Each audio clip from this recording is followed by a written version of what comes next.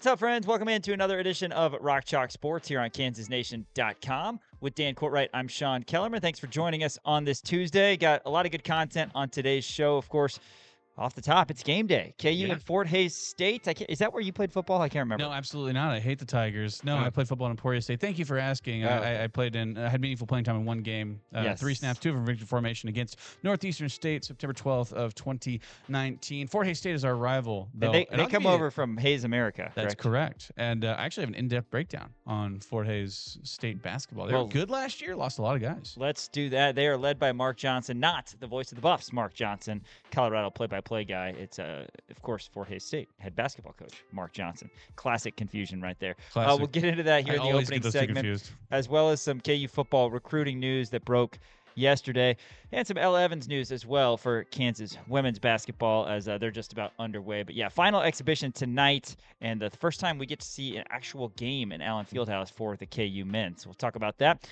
We'll hear from the two-time national champion Bill Self next segment. He spoke to members of the media yesterday in previewing the exhibition finale, and some chatter, of course, on the win on Friday at the Yum Center. Hear from a couple of Jayhawks from Saturday's loss to K-State. Regarding football, Jalon Daniels and Cam Pickett both spoke post-game. We'll hear from those guys a little bit later. And then after that, Dan, a Top 10 Tuesday. This one is very special because it's one that I came up with yesterday live on Rock Chalk Sports. We were trying to figure out daylight savings time. You did come up with this. I'm glad that you came up with this because, like I said, the well is running dry. If you have any ideas for top 10s, by the way, please let me know. I got a few more in the bag, but Sean, you came up with this in light of daylight savings time because last year we actually did a top 10 during this time of just top 10 Halloween candies, and I thought, let's go away from the Halloween stuff and let's talk a little daylight savings, if you will, because it's always the best. The forgotten holiday. The forgotten holiday, because it's always Halloween weekend is always usually lands on daylight savings. So usually you're all dressed up, and all of a sudden the bar's closing down. And they go, "Hey, one more hour," and it's like everybody goes crazy. So yeah, and I have strong opinions about daylight savings. I don't love it. I do like getting that hour, but then after that, I'm like, this sucks. I hate it so much. Why is it getting dark at 3:30 in the afternoon? So David, Lawrence, and I were talking about the Crimson and Blue show for the North Carolina game on Friday, November 7th, because we're going to have to do something a little different because DL travels with football, of course, as the color analyst. So they'll fly out there Friday, and then we have the Crimson and Blue show for basketball Friday night. But we were trying to figure out the timing earlier today, and it was all sorts of confusing. No, sure. Because we can talk about what time it is Eastern in North Carolina, right, what time the game is Central, when we'll be on, and then what time is it going to be in Arizona? Right, because they don't do daylight savings. So then we also have the daylight savings coming up. Right. So I think right now do they land in Central Time then? Is that how it goes, or do they go backwards even more? According to the World Wide Web, sure, Arizona right now is 2 hours behind us. So I think when we go back an hour, they don't do anything, right? They stay. So when we go back an hour, they'll only be 1 hour behind us. Gotcha. So for what that's worth. But yeah, we got basketball on the East Coast on Friday, football on the West Coast. I like that a state can just be like, nah, say no thanks. Yeah, we're not changing our clocks. Yeah. But seriously, the top 10, government getting in our business. That's going to be great. I mean, I expect some tears to flow. I'm not going to lie. It's going to be good. Yeah. So did we even say what it was? It's top 10 things that we would do if we got an extra hour. Or top 10 things that we wish we had another hour for? Yeah, top 10 things we wish we had another hour for. Okay. I guess is the way to describe it. Not a lot of sad ones on there. I guess it could get sad. I mean, I've got some sentimental honorable mentions. Yeah, I'm sure. Yeah, all right, fair enough. I don't have any sentiment. Mine are, well, I guess, it's all subjective. Yours are like an extra 3 holes of golf or something. After that, we were going to have Lance Leipold at the podium. He spoke weekly press conference yesterday. We're going to close talking Chiefs football as the Chiefs had no problem disposing of the Washington football team. Dan, 5 straight games, the Chiefs have scored 28 points or more. Rashee Rice. Yeah. He looks good. He matters. I know. Right? He does. Matters. Also, did you stay up for the World Series last night? I did, man. It was like 1:45 when that game ended, and I stayed up to watch it such a mistake. Mm. Such a mistake. I went home. I'm like, I'm going to catch up on sleep tonight. But it was an instant classic. It's one of those that you got to stay up for. It's like a 7-hour-long baseball game. Freddie Freeman, walk-off homer. So I went to bed. I went to bed on the 10th, and I was like, it'll probably, like, I'll just see it in the morning. Yeah. And I look at my phone, and I got a notification at like 4 o'clock in the morning being like, Freddie Freeman. I was like, what happened? Right, what the hell? right. Well, Ohtani is something, and we'll get into that at the end of the segment. But yeah, Dodgers now lead the World Series 2-1 after that walk-off at Chavez Ravine. Some unfortunate news for KU football, Dan, that we're going to get into here in the opening segment. J.J. Dunnigan, who was on pace to be KU's highest-ranked recruit in the class of 2026, of course, Manhattan High School. He, according to On3 and many outlets, has decommitted from Kansas. He's a 4-star. Reportedly, he's considering Colorado and Miami, and has a official visit to Colorado coming up this weekend. But this is a guy that Kevin Flaherty has spoken very highly of, thought of likely as a safety, potentially a corner, and one of the guys who here locally in the state of Kansas headlined a really, really good state of Kansas recruiting class for Coach Leipold heading into 2026. Unfortunately, this happens a lot. Guys decommit. No, he's not going to K-State. Like I said, he's considering the Hurricanes and the Buffaloes, but kind of a gut punch, Dan, after a tough outing on Saturday. More bad news heading toward KU football. Also a bummer because he said a couple months ago on Twitter, my recruitment's closed. Right. And I guess not. Yeah, he did say that. It is a bummer. From all indications of what I'm hearing, it had nothing to do with the game. I'm hearing, I guess I got to be a little careful about this, but like I'm hearing some schools came up with some more money basically. And it's, look, I've said it time and time again. If I'm a 17, 18-year-old kid and you're waving around $1 million checks in my face, I'll play anywhere. You know, like I'll it doesn't matter. Well, I totally get it. You know what I mean? said, That's the way it is. But what I've heard is it had nothing to do with the KU State game. It's all about, the recruiting process and other coaches reaching out and maybe potentially offering more money. He said on Twitter, quote, after much prayer and thoughtful conversations with my family, I've decided to commit from the University of Kansas. Quote. Which so also that could be a factor. That also could be a but factor. There are rumblings on the World Wide Web, as we know. I will say this: the good thing, and obviously it's hard to look at good things about this because he, like you said, headlined that in-state class of just absolute studs. The potential good thing about it is that you're seeing a lot of the other in-state recruits kind of reacting to this and being like, wow, that's crazy. We're here to stay. Like you're seeing like Caden Moody, Hunter Higgins, like a ton of different guys who are committed to Kansas, and they're saying, hey, we're not going anywhere. Like we're 100% committed, which it could be easy for them to, watch that game on Saturday and be like, I don't know. But a lot of these guys are coming in with the anticipation of, hey, we're going to change these things, right? And Kansas is on the right track right now comparatively to where they were in the last 15 years. And they're saying, we're going to completely change that. We're going to bring Kansas to national prominence. We're going to be the ones to try to build it. And I think that that's an awesome kind of chip on your shoulder to have coming in, understanding like, hey, we are going to be sort of the face of this continued turnaround, at least the next step, phase 2, I guess you could call it, of the turnaround of Kansas football. So I think there's a silver lining to that. And look, these things happen, right? I did not fully expect every single one of these people in this recruiting class to stick around. That's just the way that this thing goes. And that's the world of college athletics. That's the world of recruiting kids coming out of high school. I get it, right? It sucks. J.J. Dunnigan would have been, I mean, he's, as of right now granted, it's impossible to tell, but like as of right now, this kid has all of the makings to be a potential, NFL draft pick if he plays well in college, right? He's got all the measurables. He's got the size. He's got the hops. He's got the ability at that, not only the safety and corner position, but also the wide receiver position too. So it's like whoever gets him, they could use special packages wherever he's on the offense. It sucks for Kansas not to get this kid, obviously, but the world is not on fire.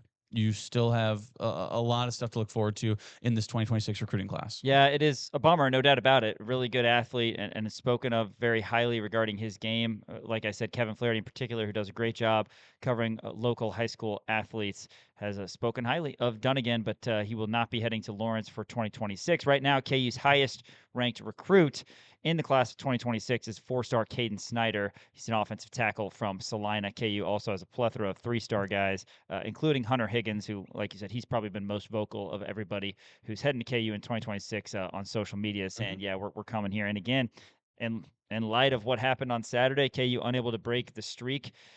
It's up to these guys. These guys need to be a part of the team that does it, and hopefully that happens in 2026. But a lot of football to play still in 2025. All right, let's talk KU basketball. Dan, excitement abound regarding this team. I just love the fact that this team is so underrated, underranked, however you want to call it. Rothstein, as we've talked about and bemoaned, has KU at 32. I don't know if he's updated that since. I'll have to pull that up, but he was in Lawrence. Pretty sure I have him muted on Twitter. He was in Lawrence last week, and everything he said on Twitter, which is pretty much parallel with what he says for other programs when he visits, is, he focuses on the positives, and he says, hey, this guy looked really good, watch out for this guy, that sort of thing. But he did have KU at 32. Andy Katz had Kansas at 10, and the AP poll, of course, when that was all said and done, had KU at 19. They went out on Friday, as we discussed yesterday, dominated a Louisville team ranked higher than ranked number 11. It was a one-sided affair at best, I would put it. And now, yeah, we're going to talk a little bit about Fort Hays State, but an opportunity for KU to display some of their talent, some of their depth, and all the excitement things we talk about with the length, athleticism, bounce in front of Allen Fieldhouse fans for the first time this year. Yeah, I think so. And, I think you said it best in terms of, look, you try to downplay all the exhibition games, but also there are a lot of things that you can take out. And when a Fort Hays State comes in, who is in a down year right now, right? I mean, you look at all of the players that they lost. They lost Caleb Hamke from last year. He was a 5-time All MIAA selection, 3-time All Region selection. They lost a big All MIAA defensive player, Sean Riley, a ton of different guys, Trajan Jackson, RJ Crawford. The only returning starter that they have coming back is Kyle Grill, and he was just kind of like a role player, right? So they're not going to be good this year, Fort Hays State. They're not going to be good in the MIAA, let alone against a Kansas squad with the potential #1 overall draft pick in the NBA. Now, with that being said, some things you can pull out of this game, right? And Kevin Flaherty had talked about this. I think competitiveness is the main thing you need to be looking for in this game, because we've seen it more often than not where Kansas comes out in an exhibition game against an Emporia State or a Washburn or Pitt State or whoever it may be, right? And then all of a sudden there's like a weird stretch with about 10 minutes left in the first half where that D2 school just like goes on a run. And all of a sudden the score gets down to like 8 or 6. And you're like, wait, well, hold on. What's happening here? Right. And it's like, you can just tell, like, some of the guys are a little like phoning it in a little bit. But go ahead. I just have a nugget on that. Pitt State was KU's opener in 2023. We're fresh off the national championship, all that. KU got down 12-0 in that game. Yeah, that's right. I mean, I was almost starting to get worried. And I remember there were a couple media members around, and one of them looked to another, and he said, they're going to be okay, right? And the other one was like, yeah. But I was like, man, we're down 12-0. Right. I mean, but again, it was concerning in that 2023 year because you look at the competitiveness in that squad, and you're like, they got better. They ended up being a 1 seed in the tournament. Yeah. I'm saying in terms of like you want to see competitiveness even in these kind of throwaway games, right? You don't want to see Fort Hays State go on any kind of run. And even with a bad Fort Hays State team, they're obviously going to be very down this year. They have a very good coach, right? Mark Johnson's been there for 25 years, 30 years, somewhere along those lines, kind of a legendary guy out in Hays, America. But you don't want to see that, right? You want to see, something along the lines of what you saw at Louisville, where if Fort Hays State starts to sink some threes, you want to see Kansas answer right away, immediately. And I think with the guys on this squad, I think it's a no-brainer that you're going to see that, right? And namely with Melvin Council Jr., because what we saw from Melvin Council Jr., you look at the box score, nothing jumps out at you. Nothing's flashy. Nothing is like, oh, well, yeah, he was out there, I guess. He kind of had a weird, like, you'd almost say a bad game in terms of statistical. No chance. He was a fantastic player out there. I mean, you talk about a guy who was hustling his butt off, running for those 50-50 balls, doing outstanding stuff on offense and defense, just getting down the court in transition. I thought Melvin Council was the fastest and the most competitive person out there. And I think that's a good thing to have, because we talked about this, right? the transfers from the last couple of years. You got Hunter Dickinson, who came from Michigan. AJ Storr came from Wisconsin. Rylan Griffin came from a Final Four team in Alabama, right? You have a number of these different players who came from these Power Four schools, where on the flip side, you have guys like Melvin Council and Jaden Dawson who came from these kind of group of five, even lower than that schools, St. Bonaventure and Loyola Chicago. These guys have a chip on their shoulder and they understand that, hey, look, I'm at the next level. I have to prove myself. I have to go out there and show what my worth, essentially. So I think that having those kind of guys on your squad, and namely Melvin Council and Jaden Dawson coming from smaller schools, I think that they understand that more than anybody. So you're going to see a lot of competition out of those guys, and we're probably going to see a lot more Jaden Dawson than we saw against Louisville. We saw Jaden Dawson for 3 minutes total. There's going to be a lot more rotation. So hopefully we can see Cole Rosario maybe get a little bit of confidence, right? Obviously, it's going to be in Allen Fieldhouse. First game for him in Allen Fieldhouse. Going to be against a little bit worse of an opponent. The game is not going to be as fast for Cole Rosario. Hopefully, this is a confidence builder for a guy like him, for a guy like Jaden Dawson, a guy like Melvin Council. I could see a 20-piece from Cole tonight. I could see that happening. Yeah, he had a goose egg, of course, against Louisville. If you missed anything from our breakdown, KU Louisville, check out Rock Chalk Sports on YouTube. Of course, anywhere you get your podcasts as well, Apple Podcasts, Spotify, but we're all over the socials as well, so check us out.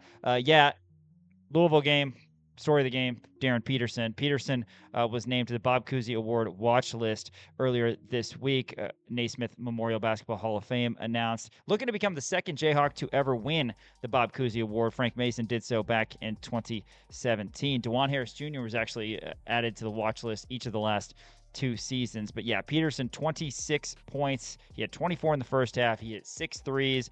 I bet we see some fireworks tonight in the first half from Peterson and some of the other athletes on this KU team. But yeah, it's an opportunity to see some of those guys a little bit later. Plus, we don't know what a potential red shirt is going to look like for anybody on this roster, but you're going to see some guys that we didn't see. We didn't see Ginyu Gala. We didn't see Samis Calderon at all in Louisville. Corbin so Allen. Get a chance to see them definitely in the second half of this one. Plus, we'll see some Wilder Evers, I'm sure, and some of those guys further down the bench for KU. But important for KU to go out and start fast. And I really want to see, Dan, what the crowd looks like. Yeah. I know I've got some family members coming in town for this one because the crowd has been okay the past couple seasons. And people were salty toward some of the players on some of those teams for whatever reason. And KU wasn't as good, and they weren't as good at home. Well, it's kind of a relationship that it's got to be symbiotic, right? I mean, you got to have helpful fans who are into the game, as KU is known for, and you got to have a good, exciting team. Well, hopefully we have both of that. And even though it's an exhibition, Fog Allen Fieldhouse is what it is because it's a historical building, but what makes it the best environment are the fans, and hopefully we see that throughout the season. 100%. It was a typical Tuesday morning, so I started off watching 2016, 2017 Frank Mason highlights. Yes. And one thing I noticed this morning while I was watching those highlights is like, oh my God, whenever he hit like a big three, I want to say it was against West Virginia at home to cut the lead down a little bit. The pop that I heard almost blew the speakers out of my laptop. I haven't heard that pop in probably 3 years. You had that guy, and they've got that guy. Which maybe I maybe heard it one time, maybe against North Carolina. Right, the North Carolina game I think was a little bit of an exception, just because good two giant blue bloods. But like the consistency isn't there, right? The crowd absolutely needs to show up. So if you haven't got your tickets, get your tickets now. Show up to this game because we don't need or want any empty seats in Allen Fieldhouse, because this is going to be Cole Rosario's first time out there. This is going to be Darren Peterson's first time out there. You get the opportunity to see the very first game by the potential #1 draft pick at his college. Like, how exciting is that? Now, yeah, it's an exhibition game. It's against Forest Hays State. Who cares? It doesn't count towards record books. You still got to, I mean, like you said, it's about the fans. The building is great, but at the end of the day, it's just a big old barn. You know what I mean? What makes it magical? What makes it a magical place? What gives you those goosebumps whenever you walk into that building is the atmosphere, the crowd, the shards of the University Daily cans and ripped up and they're thrown about after the game. That's what makes it fun. So I urge you, I implore you to go to the game, and most importantly, stand the hell up. I really don't think we're going to have to do a lot of imploring this year. I think it's Probably different not. than I the hope past not. couple of years. I think there's a palpable buzz regarding this KU team, and I think that it's going to be filled to the brim, hopefully, every night. Because, yeah, it's an exciting roster. There's no doubt about it. They had a great performance in their first exhibition against a good Louisville team on the road, and hopefully tonight's a lot of fun against Fort Hays. 7 o'clock, 5:30 coverage will start with the Crimson and Blue Show. You can catch that on Sports Radio 810 WHB. After this, we're going to hear from the two-time national champion, Bill Self, talking all things Jayhawk basketball. You're watching KansasNation.com. This is Daniel Highshaw, and you're watching KansasNation.com. Well, you got to think the Hall of Famer liked what he saw on Friday in Louisville as KU picked up that exhibition victory against the number 11 ranked Cardinals. Let's hear everything that Bill Self had to say yesterday. I know it's just an exhibition, but does winning on the road like that, maybe where you struggled recently against a top 10 team, I mean, can you draw back on that at some point in the season, or can you say, hey, you guys, we've been here before? Is it not at that level yet? No, I don't think it's at that level yet. But I thought it was good. It was a momentum boost, and we did some good things after Washington, especially without DP really playing the second half. So I thought there were some good things. I was pleasantly pleased. Surprisingly pleased, because I thought we actually reacted to some situations better than what we had prepared to react to them, just because we hadn't got through enough situations yet. So I thought there were some good things. Louisville pressed every possession for the entire game. So I thought, at least getting it in, just getting it in bounds and attacking the pressure. When we attacked their pressure, I thought we executed and got, layups or whatnot for the most part. So there were some good things. There wasn't enough of that, but then there were also some very telling things as well that weren't very positive. But yeah, will we draw from it? Probably not. But it was a good momentum boost for us. Bill, obviously you got rim protectors and you got athleticism. What else makes made the defense cause a pretty good team to struggle offensively? And looking forward, what do you think about this team's ability to stop people? I think Dave, we have to get really good defensively, and we're not.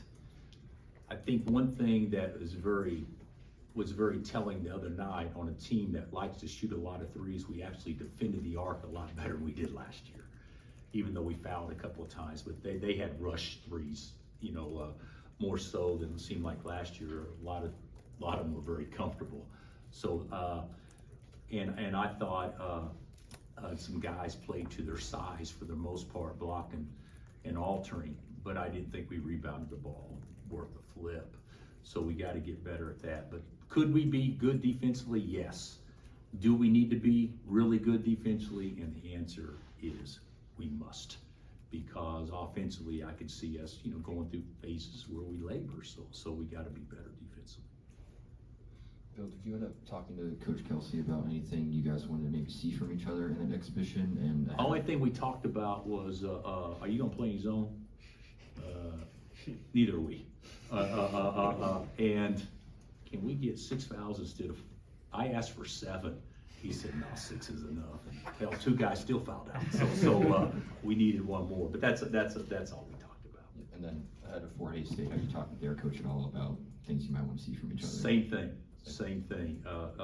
I haven't talked to Mark, but staff talked to him just to say, hey, you guys going to try anything funky? This is what we're going to try to do. Because there's no way you can prep for all this stuff. So, I think that they'll do more stuff than what Louisville did, at least as far as changing defenses and whatnot. For Bryson, playing in his first game in over a year, I think, what did you like about what he showed? I thought he played bigger than what we have seen in practice recently. I thought he was active. He blocked some shots and certainly. I don't know how many rebounds he ended up with, 6 or 7 or something like that. But I thought he was really good, and I thought he attacked the basket a couple of times, and the one play on the baseline was really impressive. So he's really a good player, but he doesn't play to his size all the time because sometimes he settles. But I thought he was much better the other day. And with Jaden, where's he at in kind of his recovery from the injury he had around late night? He's healthy. So that didn't have much to do with him not playing a lot, but him being hurt probably put him behind where he probably wasn't as ready to play the other day. There's nothing negative that he's done or anything, but his health is fine. So I anticipate him definitely, being able to be out there a lot more because he'd be more in the groove. So, Bill, obviously shooting withstanding, what do you can expect from Colt Rosario out there? I know you've talked about his rebounding and shooting, obviously talked about, but is there anything that you're? Well, he didn't shoot it. He didn't shot it well at all. In our little late night and that the other day. Of course, that's a very small sample size, but I think stealing his extra possessions, playing above the rim. But he's a really good offensive rebounder, and I think he probably does that about as well as anything. But he needs to be able to make shots. He and Jaden Dawson collectively combined need to give us a legitimate three-point threat out there whenever they're on the court. This is maybe bigger picture, and I don't need you to get too philosophical, but I wonder, you've been around these guys a lot, but you're still seeing them out there for the first time with your team as Jayhawks. Does it get weird for you looking at, well, now I'm coaching Trey White and that's Melvin Council, and even though I've been around him a little bit, this is still not what I'm used to? Well, philosophically. You're one of the great philosophers. Yeah, right. Do you get what I'm asking though? I would say, Matt, that even though they're old and they played at other places, they're still all newbies to me, and I don't know what to expect from them yet. So I thought the other day, Melvin did some good things to consider how poorly he shot the ball and how much he played downhill and was still aggressive. Because a lot of times when people don't make shots, they end up shying away from the action a little bit. And he didn't do that. That was a big positive. And he looked fast to me. I thought Trey did some good things, but Trey didn't play to his athletic ability from a rebounding standpoint that he's got to get better at. But I was probably more anxious to see how we reacted, because that was probably the least known team that I can remember putting out there in a while. You're gonna have to, so I guess your answer is kind of irrelevant, but are you used to that yet? Are you getting used to that, knowing that these are gonna be guys that I haven't seen for 3-4 years? Well, last year it wasn't like that because we still had KJ. Right, exactly. So this is gonna be probably the most ever. And then when we've lost 5 starters at a time, you still had 3 guys that were starting the next year, or 4 that were in the program the prior year. So this is the newest team I think that I can remember us ever having. Does that feel weird to you though, to just look out there and not know, not fully know, I guess? I think it feels weird. Weird's probably a strange word to use, but it feels like uncertainty of what can you expect in certain situations. In the last 10 seconds of a shot clock, can guys carry out an assignment, pay attention to a detail and stuff like that, probably more so. Okay. I know you talked about not drawing too much from Louisville, but can it be a helpful experience for your freshmen to experience an environment like that? Oh yeah. I thought the environment was good. I'll be honest with you, the way we started the game, I didn't think the crowd really ever got into it the way that they could have, because we started the game pretty good, obviously. But yeah, it was great. 17,000 people anytime you play in front of that type of crowd, and you respond favorably. I think it'll be something we can draw from. It's not going to be Carolina atmosphere. That'll be a different atmosphere and turned up and more people and all that stuff. But I thought it was a good way to give us an idea about how we need to stick together on the road and what really wins on the road. Because I did think we did some things that you have to do on the road in order to win. I actually thought we were the first one on the floor just about every time there was a loose ball. I mean, I thought there were some things that don't have anything to do with coaching or technique that the guys played with a reckless abandon for the most part that I thought was really positive, because I don't think we've seen that as much in practice as what we'd like to. So I thought there were a lot of good things like that. Speaking to that diving for the ball and everything, Tiller said after the game he didn't treat it like an exhibition, and the players didn't. Did you sense they were so anxious to get out and play somebody else? Yeah, I think that's the way it is every year, isn't it? You get tired of beating on each other, so it's always nice to get out there and play someone else. I'm sure it is that way in all sports when you do inter-squads all the time, but I don't think I think the guys, it wasn't treated like a regular game, because the routine wasn't exactly the same as a regular game. Like we didn't talk about anything they would run, or really go over anything to try to scout or anything like that. But I do think from an excitement standpoint, it felt different than most exhibitions, for sure. Is Darren fine with the cramps? You know what? I don't want to say he's perfectly fine yet, but it's been something that's been bothering him, off and on for a while, and that was, you guys don't know this, but there was a reason why he didn't play the second half, is because of that. So because the way he played the first half, you'd think you definitely want him out there the second. But so to answer your question, Gary, I don't think that we've quite remedied the situation yet. So and that's going to be a big deal if your best player can't finish games because of cramping or whatever it would be. So we've got to figure that out. Can he practice and play? He practiced yesterday. He didn't practice today though, just because sore and all that stuff. When you're cramping, I guess it creates soreness and all that stuff in your muscles and that kind of stuff. But we've got to get it figured out. What about Boozer, AJ, and Darren all exploding on their debuts? Did you notice all three? I actually noticed, yes, those three, and if I'm not mistaken, the youngster from Carolina had a monster game too. Caleb, I mean, there's a lot of good freshmen out there. It's a unique freshman class, so I was, and they all did it against real guys, real competition. So it's gonna be a competitive year, that's for sure. How did you feel about Melvin and Omarco initiating things during times when DP was out, and how do you feel about where they're at in that realm in general? I actually thought I probably see Melvin as more of an initiator than Elmarco, but I thought Elmarco played with so much poise and patience compared to what he did a couple of years ago.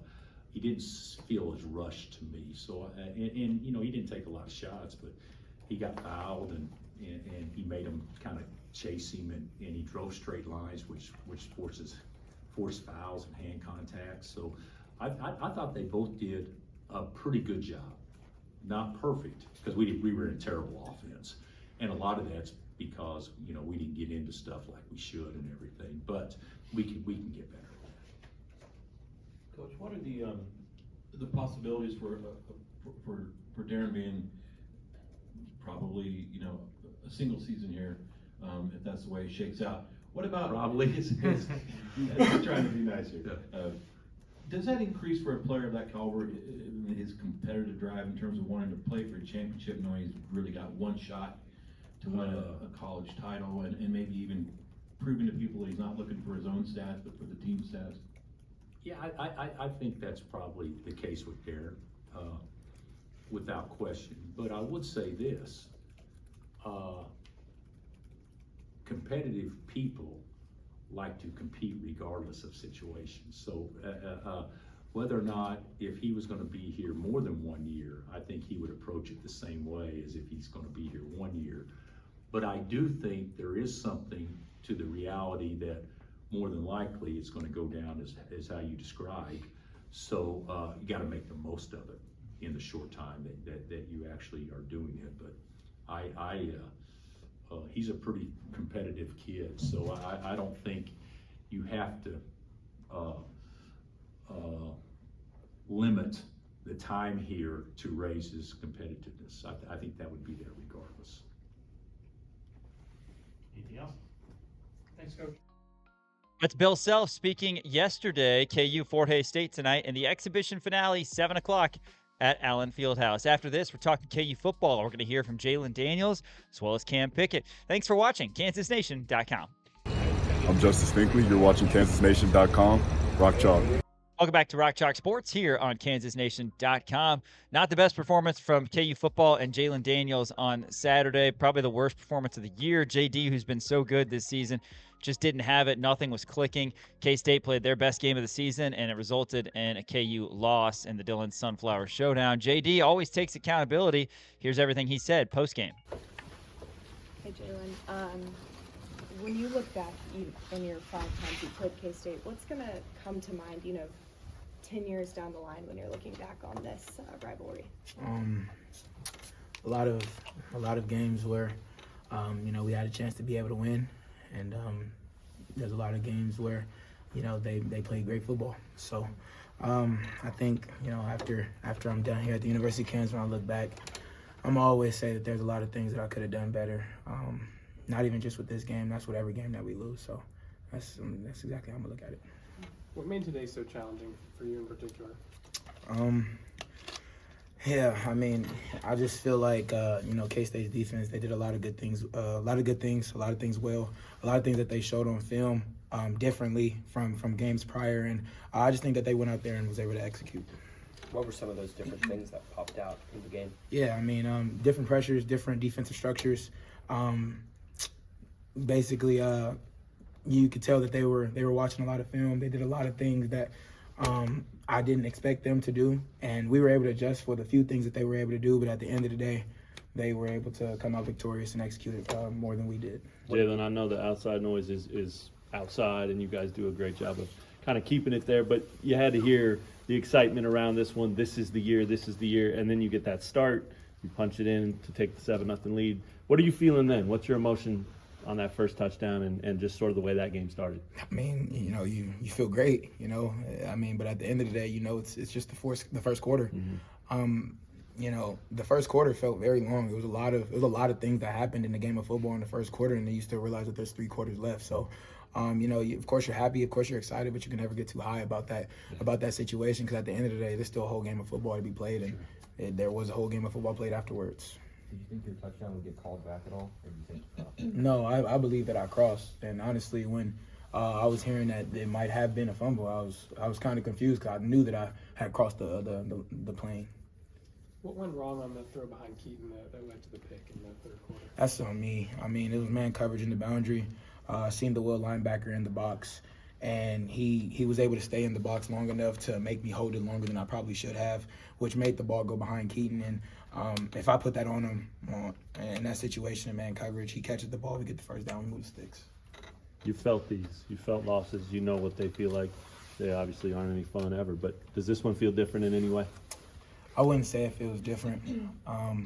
I would say that I told everybody on the team that I'm always going to be the hardest on myself, and a lot of people want to say that the offense wasn't able to get running. Well, at the end of the day, that's my job. I'm the quarterback. I'm the offensive captain, and when we're not getting things right, I don't want anybody to point any fingers at anybody else besides me. Because at the end of the day, that's the job that I decided to take on, the job that I want to continue to keep carrying. So when things aren't going right, that's 100% on me. And when things are going right, all the guys are doing everything that they're supposed to do, and we're executing. So that's just kind of that feeling. How does it weigh on you to know you won't get another crack? Of course it hurts. Yeah. There's no question or secret about it. I'll never get the chance to be able to go against K-State again. That's obvious. But I'm always cheer the Jayhawks on, no matter what's going on post KU, and I'm always be a Jayhawk for the rest of my life. How do you shake this off, or almost use it as motivation then to next game next week? Win or lose, I was going to take my 24 hours and go to the next game anyways. At the end of the day, next week is homecoming. We have Oklahoma State coming in, and that's exactly where our focus needs to be, whether we won or lost this game. You guys have fallen to some teams that are playing really good football that, ended up being, 3 of the 4 ranked teams, everything like that. Does it feel, that you've lost 3 or 4? Does it feel like you guys are slumping at all, or does it just happen to be, in bad spots? I wouldn't say we're slumping at all. At the end of the day, the last 2 games we've had 17 points as an offense, and we gotta put up more points. And at the end of the day, it starts with me.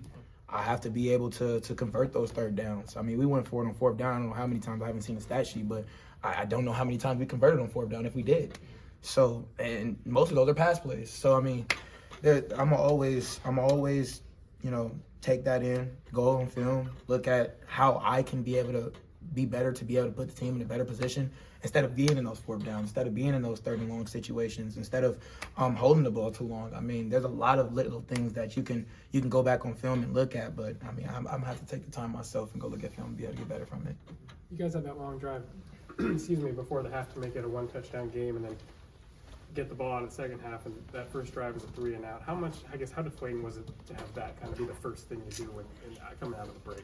I wouldn't say the word deflating, because at the end of the day, I think that this group has been a bunch of resilient men, no matter what's going on. I mean, you've seen us go down 21 and be able to continue to keep fighting. You've seen us down 14 and be able to come out with a win. So I wouldn't use the word deflating, because at the end of the day, it's the game of football. You're not going to be 100% successful in every single thing that you do, but at the end of the day, it's not about going down. It's about how you're able to bounce back when you do. Yeah, and you guys all keep talking about, the overarching thing is you guys just kind of have to own this and move forward. What does owning this look like for you? What's that process like? Well, I mean, like I said, I haven't looked at the stats of the game yet, but I'm almost certain that there's a lot of completions that are missing on that stat sheet right now. Guys who are in man coverage and they're not getting a chance. And as a quarterback, you have to put the ball in a position for your guys to go be able to make that play. So at the end of the day, when we win and when we lose, I'm going to look at everything bad that I did more than anything good, regardless, because that's what's going to continue to make me better, not only as an athlete, but as a man. Outside of your own feelings, what did you see when you looked around the locker room at your teammates after this one? Of course, yeah, we're upset. Yeah. I mean, it's no secret to be upset about this loss, but I think that, we continue to stay positive and realize that, the season's not over. Mm-hmm. The season's not over. We have 4 more guaranteed games left to play. And at the end of the day, like I said earlier, it's homecoming next weekend, and we have a team coming in to be able to want to be able to win next week. So 24 hours. Take the 24 hours, take it in, look at film, see what you did wrong, get better. You talked about looking at film. What are maybe some of the specifics you're looking at? Is it technique on your throws, looks of the defense, a little bit of both, or what are your main points of focus? Holistically, the whole entire 9 yards. Like I said, I still haven't watched film, but I'm sure that there's some throws that I missed where my feet may have been the problem. There may have been a pressure that they ended up bringing that I was able to switch the protection to be able to, make the pro better. I mean, the strip sack fumble, the clock was running down, so I didn't even get the chance to be able to switch the protection like I wanted to, and that's on me. I have to be able to get the guys out of the huddle faster to be able to make sure that I can see the defense, see what they're doing, and be able to switch from there and be able to convert. All right, thanks, Dan. Yeah, you don't have to be happy about the game on Saturday, but you got to admire Jalon Daniels. I've said it before, always taking accountability. Yeah. I said that when we were talking about Hunter Dickinson a couple weeks ago when fans were booing when they talked about Jayhawks in the NBA and showed Hunter Dickinson. I was like, hey, Hunter Dickinson would always take accountability. He would always end all of his interviews by saying rock chalk. He was here for a couple years. JD's been here 6 years. He always takes accountability. He's seen the bottom of Kansas football. And yeah, we badly wanted to beat Mizzou. We badly wanted to beat K-State. There have been a lot of streaks that have been beaten from Jalon Daniels in KU football since he got here. That's going to be one that the next group of guys is going to have to do. You hated it for him more than anybody else on Saturday because he didn't play well. The team didn't play well. You can't get it back, but what you can do is start winning some games here and have a really good November. Right, and I like what you said about his accountability, right? I mean, it doesn't matter if JD goes out there and throws for 4 touchdowns. It doesn't matter if he goes out there and throws for 4 picks. He's still going to face the the media and talk about himself. He always takes responsibility for any loss. He's never thrown anybody under the bus in anything that he's ever done. So really a testament to the kind of young man that he is. Cam Pickett was a leading receiver, 6 catches, 40 yards. Haven't seen a lot of Cam Pickett running the football. I wonder if that's something that we'll see at some point in November. But 6 catches, 40 yards, as I said. He's becoming kind of that safety valve for JD. Here's Cam Pickett postgame. After the loss. Well, everybody hurt. It's a hard loss. One you want to win, but we just pretty much talked about just staying together and just moving forward really and winning the next 4. Cam, timing, rhythm, so hard to get in the passing game today, whether they were tipping balls or balls just not quite where they. How'd they make it hard on you guys offensively? Sometimes it's hard. Like you said, they're kind of getting a little bit of pressure. Yeah. So sometimes it's hard. JD kind of got to scramble. And we just as receivers, with situations like that, just try to get open a little bit faster. And so it's really just hard to catch a rhythm. Did you feel it? I mean, when rhythm's tough to come by like that, do you guys feel it? Is it an extra pressing or frustration or seeing things on guys' faces and stuff like that? It's always harder, when there's more pressure. Like I said, we just got to try to get open as fast as we can. And it's just something we just got to keep working on. Sure. How much of a factor do you think the weather was in the passing game? I don't really think it had a factor. It didn't rain as hard as we might have thought. So I don't think it really affected it. You talked about staying together. What does that look like from a practical standpoint? How can you guys support each other and in this game? Like I said, we still got a lot to play for. We got 4 games left, or make it 5. We can still end the season 9-4. So I just look forward to that. Cam, you guys kind of ran into some hot teams during this kind of skid that you guys are on. Do you feel like it's a skid, or do you feel like it's going up against teams that just happen to be playing really good football? Well, it's just teams playing good. We're in a good conference. Every Saturday, you got to bring your best game, no matter if it's the number 1 team in the conference or the bottom team in the conference. Everybody's capable of winning, so we just got to focus on winning the next one. Hey, that's your first look at it. Did this rivalry, I know you've been a part of rivalries before, but did this one in particular feel different to you compared to the other games you guys have played this season? It's always, more at stake. Mm-hmm. Like I said, it's one that it stings a little bit more, knowing that we feel like we have the players to, go out and win these type of games. So it just hurts to not go out and execute. Cam, the coaches always talk about, owning the film after losses. I'm just curious, what does that process look like for you individually? Kind of like you said, just whatever you put on tape is you.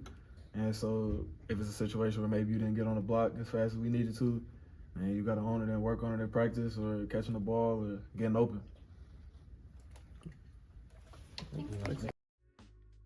That's Cam Pickett post-game. Yeah, it was a game where Kansas wasn't able to hit the deep shot to Emmanuel Henderson. Didn't have a lot of chunk plays. You look at the 2 touchdown drives, Dan. One was a short field after the opening kickoff fumble, and the other was that 18-play touchdown drive where it's kind of like fighting tooth and nail to get in there. Highshaw eventually finished it off. Other problem with this KU offense recently, just 1 touchdown in the last 3 games, speaking about the second halves. So that's going to have to change as well. Yeah, and look, I think that we talked a lot about chemistry with this wide receiver room, and I still think it's kind of developing, right? Cam Pickett, you saw him miss a substantial amount of time, so I think he's going to continue to build even on these last 4 games. Yeah, I'm excited to see what Pickett and the KU offense does. Bounce back and improvement, 3rd down, improvement, second half, all the important things that need to happen for winning. KU, Oklahoma State, Saturday, 3 o'clock at the new booth. Thanks for watching, KansasNation.com. Hey, this is Cole Ballard, and you're watching KansasNation.com. 5 o'clock hour here on KansasNation.com. Thanks for listening as well on ESPN Kansas City. Sean Kellerman alongside Dan Courtwright. We're going to hear from Lance Leipold next segment, but Dan, Top 10 Tuesday. Yes. We're excited for this one. So are you excited for your extra hour of sleep? Yes. Yeah. Well, so here's you the don't thing. need it though. You look good. I mean, whatever work you're having done, I say 20% more and then stop. Then I'll be set. Okay. Yeah. My thing is this. It always confuses me. Do I have to be asleep before 1 a.m.? No. Okay. No, I'm saying for that to count, right? So at 2 a.m. it goes back.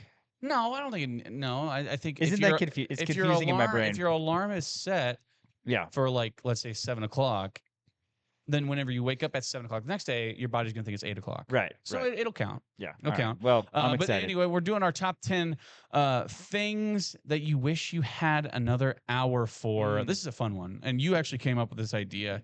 I got a lot of good ones on here, man. I'm looking forward to it. I have a few honorable mentions already. I'm going for the heartstrings on mine. Yeah, and that's going to make me feel very embarrassed because none of mine are. You don't have any sentimental things on your top 10 things you wish you had another hour for. No. Okay. No, I mean, yeah, sentimental is relative, right? I mean, different things are sentimental to me. Do you have like I had a sandwich like yesterday, and I made it. You know how good I am at making sandwiches, dude. Like I wish I had another hour for that sandwich. Okay. This is what this top 10 is going to be like. No, you're gonna wish you had another hour waiting for the bus and economy parking at the airport. No, no. That's I don't want another hour of that. No, it's different. All right, well, let's go ahead and get started. I'll get started here. This is actually doesn't mean anything to anybody, but it means something to Sean and I. Okay. This is number 10. This is number 10 not on my mistaken. top 10 things I wish I had another hour for. Show prep. Yes. Wouldn't that be? I mean, dude, because Sean and I, we put a lot of work into. This is usually where you do show. this with your hands. Can you do this just so I can? Yeah. Sean and I. Yeah. We do we have a lot of things. We have a lot of things. We do a lot of work for the show. We want to make it the best quality that we possibly can, but it's a daily show, and sometimes we're at press conferences, and sometimes I have to throw together a top 10 list in like 15 minutes, and it's so like if I just had an extra hour just every day for show prep, like I would love. I want this to be the best show imaginable. I care about the content that we put out, and I'm sure the fans also care. And by the way, if our content ever gets bad, like tell us. You know what you could do? I don't think it is, but carve out 4 or 5 hours on Sunday, and do your show prep. Yeah, but I'm watching football. True. Well, you're working on Saturday, also watching football. Yeah, so exactly, it's tough. So I don't have time on the weekends to do it. Like in the summers, I guess a little bit, and I can usually sometimes throw together some stuff. But man, if we just had an extra hour, I know, but it needs to be daily, a daily extra hour. So Monday through Friday. Here's the thing, though, is like we've had a lot of different ideas for like different segments too. And we've never been able to get the ball rolling on those. We've never been able to get the ball rolling because we don't have the time to like really sit down and think about how we're going to structure the segment. So maybe one of these days, Sean and I are going to chunk out just an hour, maybe sit at a higher table that's long and it has liquor behind it, and we might have a beverage in front of us, and we'll hammer out some of the details. The first 20 minutes of that stay will be very productive. Correct. Yes, the first 20 minutes absolutely will be. So that's my number 10, just for show prep. Again, that doesn't mean anything to anybody, but it means a lot to Sean and I. Plus, the show might be just like 1% better if we did manage to get that. Number 9 on my top 10 list of things that I wish I had another hour for. This isn't really like a fun one. I have a lot of fun ones on here, but one that is just annoying to me, and it always comes up at just like a time when I'm doing something. Laundry. If I just had an extra hour a day where I could just be like, all right, I'm folding. Like that would make A, my life, and B, my relationship a lot better. wait until you have a kid, because then all of a sudden you get extra laundry, and then you get towels and washcloths and socks all over. Little socks. Yes, and little. yes. Yeah. No, that's a good one. I think just an extra hour in general each day to do stuff like that. But that's the thing. Extra hour for chores. As I was throwing this together, this is why it's number 9. Like, I don't want to spend my extra hour doing stuff that I don't want to do. I don't want to do laundry. I don't want to do the dishes. I don't want to vacuum. But you wish you had an extra hour for it. But also, it would be nice. Yes, exactly. Like, and then I could spend the rest of my time doing the stuff that I actually want to do. So that's why I figured it should be on this list, just because it would be nice to have an extra hour to do. Are you the laundry doer in your family? Do you guys take turns, or how's that? It's kind of cyclical. Sure. Recently, my wife has been able to do laundry more often, and she has always been the one to do my daughter's laundry, which has been clutch, because I don't know where anything goes on that front. But the folding part's annoying. I have to hang dry my shirts, my cotton shirts, because I'm a medium, but they shrink and then they're too short. So I'm really a medium tall, but you can't get just like a normal t-shirt. Just with get that. large. No, dude, they're baggy. No, I'm not getting into this right now. But Yes, so it's a pain because then you have to switch the laundry over, and then you got gotta a wait. large shirt. You look fine and in a then you large gotta shirt. wait until the shirts are dry and all that. Interesting though, I want to point this out early in your top 10. Mine are going to be a little bit more sentimental because I think I'm going for more specific events or things that happened than you. You're going for more of a daily thing that I wish I had an extra hour for. Basically, yes. Okay. Yeah, it's just like things that I want to, have an extra hour for, essentially, right? Like, show prep and laundry, right? Which are two things that, not necessarily I want to do, but two things that need to be done. You know what I mean? I've actually turned into the laundry doer in my house because Piper doesn't like going downstairs because she thinks it's spooky. That's how, man, my last place that had the lower level, my wife did not want to go. Yeah. She did not want to go downstairs. Piper hates it down there. And she's like, can you just... I like the downstairs at your place. It's cozy. Isn't it? You get the wood paneling and all of my stuff. Yeah, that you Piper feel like hates. you're in that 70s show. Yeah, exactly. It's great. Minus one big thing in the basement of that 70s show. But it's like, so we actually worked out a deal, and it's honestly a pretty sweet deal where Piper said, look, if you do all the laundry, I'll do everything else in the house. Oh, well, yeah. I was like, oh my gosh, dishes are you kidding always, me? Yeah, dude, give me that. So you just give me throw that your laundry just throw your basket. dishes wherever. It's huh? great. It's great. It's great. And then every once in a while, like she'll be like, "Can I help? Can I have help doing the dishes?" I'm like, Oh man, read the look at you. contract. Look at you. I'm gonna have my lawyers get in touch. That was number 9. Number 8 on my list of top 10 things I wish I had another hour for, to actually read a book. You don't read books. I don't read books. That would be a poor use of your hour because you would only do it for the 1 hour. Take a guess at how many books that I have read front to back since my junior year of high school. I have a feeling it's somewhere between -1 and 1. You know what? It's on the higher end of that. It's 1. So you've read one book, which I gotta know. What book? You Invisible wouldn't Man. know. It's Kurt Vonnegut, Slaughterhouse 5. Oh, yeah, never heard of it. It was referred to me by a friend, and when he showed me the book, it was this thin, and I go, perfect. It was the only reason I read it is because it was thin. It was a great book too, and I was like, man, I gotta start reading more. And then I never did. Really wish I would read Now, more too. Ask me how many books I started since then. How many have you started? At least 30. It's just so much easier to grab the remote. Exactly. So much easier to grab the remote because I'll go and I'll get on a roll and I'll be like, oh man, I'm 80 pages in. This is great. And then I won't read for about 3 days, and then I'll open the book back up and I'm like, what even happened? Like I just have such a short memory. I'm like, I don't know what happened. Yeah, that's how it is for me too. I got to do it right away if I'm gonna do it. I don't know what happened to the last 80 pages. I'm not gonna go back and read it. What am I? That's like watching reruns. You know what I mean? If I want to do that, I'll just watch Seinfeld. You know what I mean? So yeah, I just wish I had just an extra hour where I can just read a book.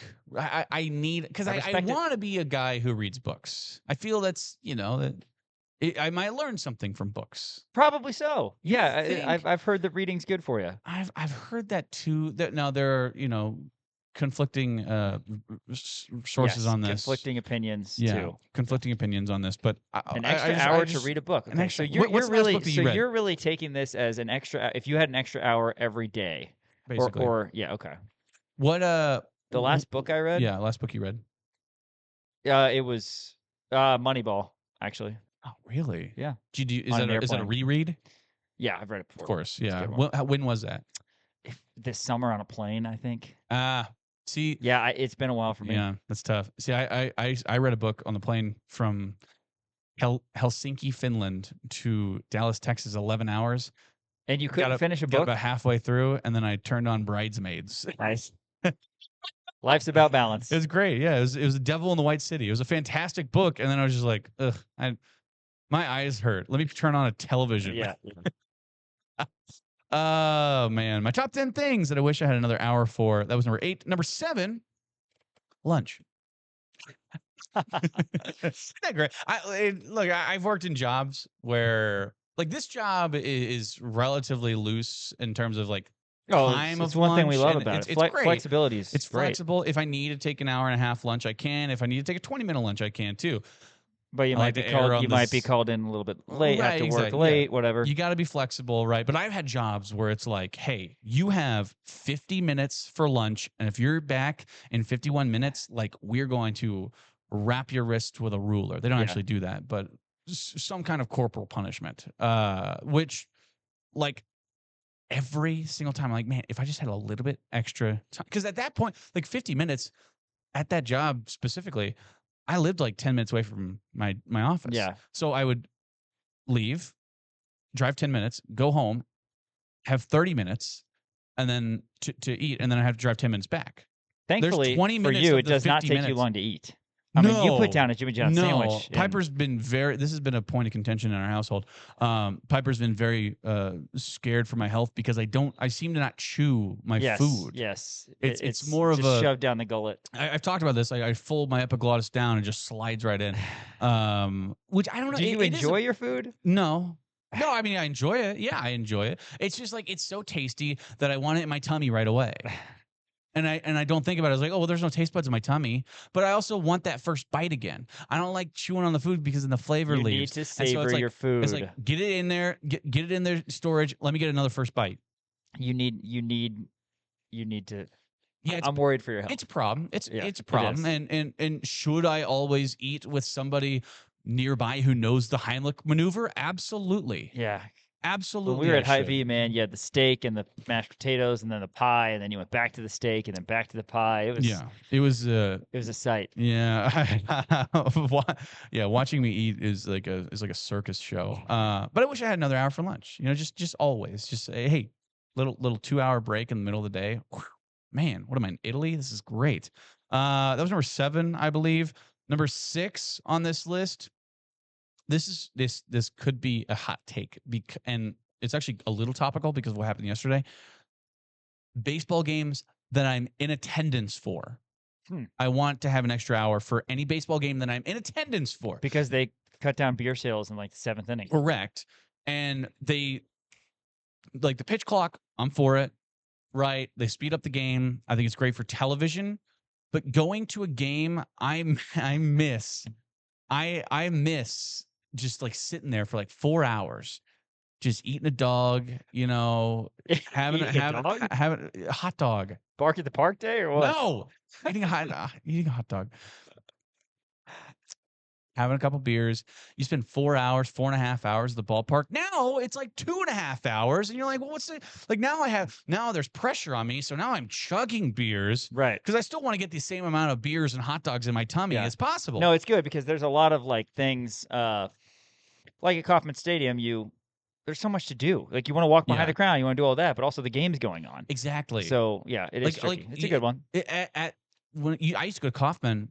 I used to go through the Hall of Fame, walk around the back end of the crown, see all the stuff. Back end. Come back end. Yes. Come back to my seat. It's still the same inning. Now I do that. I come back. 3 innings have gone by. That pitch clock, man. You got to get your frosty malts.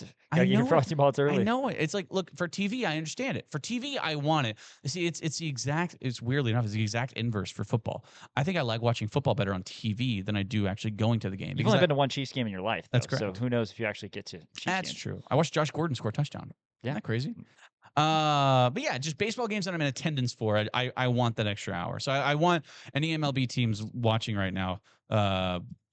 Any games that I buy tickets to. Yeah, they're gonna just know that. forget about the pitch Right. clock. Forget about the pitch clock. Number 5 on my top 10 things that I wish I had another hour for. Pedicure. Sean, before you is this for pedicures that you have scheduled, or you would like an extra hour? I would like an extra hour of me getting a pedicure. Okay. Before you start judging me, because I know you will. You're from a different era, you know. Have you ever gotten a pedicure before? No, you've told me that. You've told me before that I need to get one. It is one of the most relaxing, best things I've ever done in my life. If I could get a pedicure every day, I would. The only issue I have with pedicures, they don't last long enough. They're quick. What all they do? Don't they have to get like the special scrubbing tools? And... Yeah. Well, actually, I have a funny story. But the first time I ever got a pedicure, I went with a couple of buddies of mine, and like so we all sat down. There's 3 of us. My first buddy sat down. They, put on the gloves, and then they start snipping them with toenail trimmers. Next person comes over. They start trimming my other buddy with toenail clippers. The person comes to me, takes one look at my feet, goes, 1 sec, goes back, gets a power tool, and throws a welder's mask on, and just goes Yeah, they do that. Like I don't get sparks it. flying. I don't get it. And I was like, you know how embarrassing that was for me? I was in the middle of a mall. That would scare me. I mean, That's horrible. I can't even think about that. But the pedicure is not just about the toenails. They give you a massage on the feet. Yes, they of course, they moisturize. Very they give soothing. you the calf massage. They have some kind of exfoliating scrub they put on you. It's fantastic. I just wish that it lasted a little longer. Same with massages. So this is when and pedicures. When you're actively getting a pedicure, you Yes. just want it to last long. Okay. Yeah, just let me sit there for another hour. All right. And just work. Same with massages. Massages isn't on here because I think whenever I get a massage, I want them to fill a pillowcase full of bars of soap and just beat the hell out of me. Like my back is so messed up. I need something hard, and I need it for a long time. So whenever I get a massage, it never lasts long enough. Same with pedicures. So that's what I'm throwing those two kind of in with each other. What number was that? Was that number That was 6? 5. You're that on was 4. 5. Number 4 on my top 10 things that I wish I had another hour for. Nothing.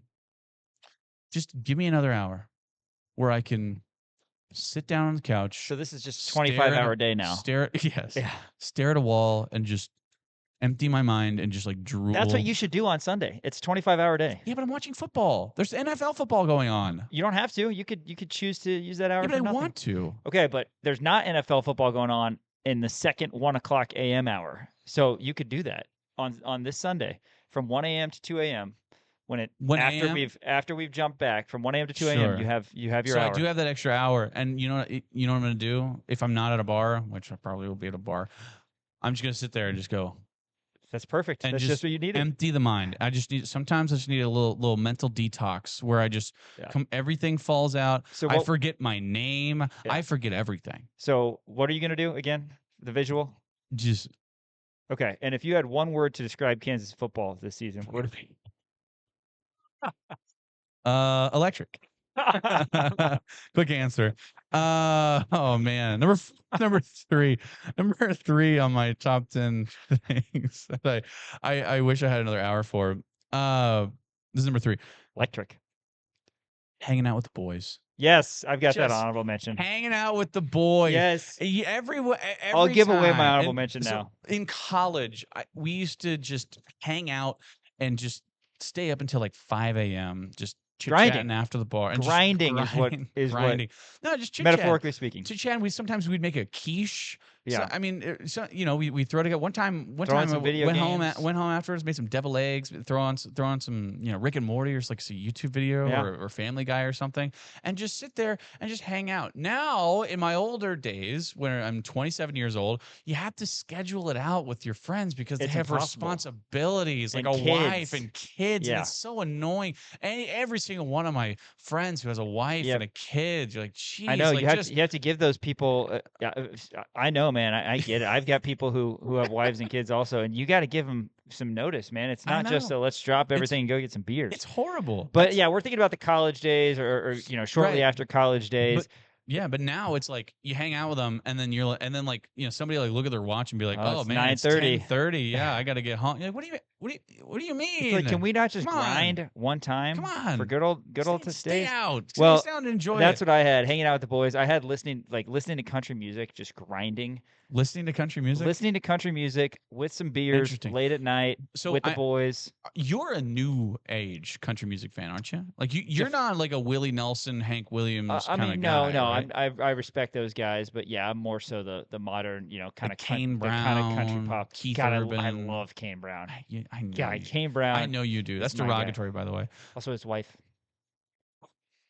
Smoke Show. I don't.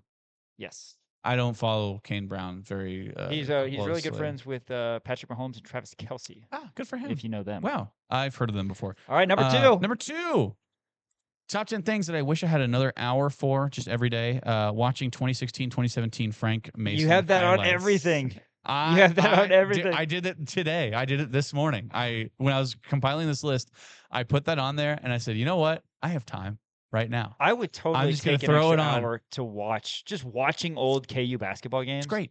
It's great. Just an extra hour. Just flip it on. Be like, oh yeah, I remember this. KU was down like 11. Yeah. And they came back and won the game by 6. And it's just like you're just like, oh my gosh, look at that fadeaway. Look at that, man, I forgot how good of a 3-point shooter Frank Mason was, even though I watched this video last week. So the KU Mizzou game, which it's funny because you say that and they've played hundreds and hundreds of times, but everybody knows which one I'm talking about. Yeah. The KU Mizzou game, 2012, or was it 11? We were down. It was 12. It was 12. It was on my birthday, and twice in the second half we were down by 19 points at Allen Fieldhouse. It was about to ruin my day. Tyshawn Taylor, my first birthday. Yeah. Tyshawn Taylor, who has a show here on KansasNation.com, Time Out with Tyshawn Taylor with Rock, hosted by Rock. Check that out on KansasNation.com. Tyshawn, I told him that, and I just was having memories come through of every big moment, and he had some huge free throws that ended up clinching it for KU, and it was so close that the last shot Mizzou took down by 1 actually went in, but it was after the buzzer, and KU won by 1. So like that's an old KU game that I'll watch often. But yeah, man, an extra hour? Are you kidding me? I'll every throw night. back and do that. Yeah, Put on. Oof, totally. easy. Maybe that's what I'll do at 1 a.m. On it's Sunday easy. morning. And then number 1 on my top 10 things, drum roll, that I wish I had another hour for. Say it together. 1, 2, 3. Sleep. Don't know. Nice. Sleep. You got it. Of course. I mean, you don't Okay, know. so if you're not at the bars, then that's an easy one. Yeah, but if I could get an extra, like that's very good. I would cry if I could. I have a sleep new more. dog, and the dog will whine in the middle of the night. And you know, Sean, I'm sure you know this because you have a kid, but same deal. More so for me because I have a dog. Yes. It's so hard because she's like, it's so hard to get sleep in those early stages when they're in their puppy phase. Like I need an extra hour of sleep, and I just need it. It's so bad, and especially now with the busy season. Like I actually fell asleep during the World Series last night because I was like, I wasn't gonna watch the whole thing. I was like, oh, it's in the 10th inning. I'm sure somebody. I knew when I was invested, it was like the 13th, 14th inning. I was like, this is gonna be a mistake. I'm not gonna be able to sleep. And sure enough, it was almost 2 a.m. Right, which is okay. That would have been a great baseball game to go to. Yeah, that's true. I only have one honorable mention. Okay. Christmas shopping. Dude, that's so good. Isn't that every year? I need more time for Christmas anything. Give me an hour, and then I'm just going to be all over Amazon. I always forget. Yeah, let me lock in one time. Yeah, I have a running joke with my sister where I just like don't get her anything, and every time at Christmas I'll come and I'll be like, it's in the mail. Yeah. Whatever. Your present's in the mail. Never give it to her. Because I don't buy her anything. But if I just had an extra hour to sit down and think about what I'm getting people for Christmas, it would be immense. Because like Christmas comes around and you're like, oh my God, I didn't get anybody anything. Because like you have to fit it in to your daily. You have all your other problems, especially happens to be busy season for us, but you have so many problems, and it's just like I don't have time right now. Like I need to do this, and it needs to happen, and I need to order this thing online, and I need to do it now so that it's not way late. And then 2 weeks come and you're having the same conversation with yourself. Oh, this needs to happen right now, and you just don't get it done. Anything Christmas related, I would take an extra hour on that front. Just Christmas in general.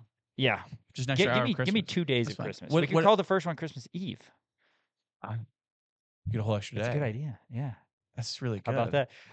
I've got so I do a annual pub crawl every July, an extra hour of the pub crawl because 12 hours is not enough. Yeah. So you hit about 15, 16, 17 bars. We start at 2 and then we end around 2. I just need an extra hour. Sometimes at the end of the night you just need.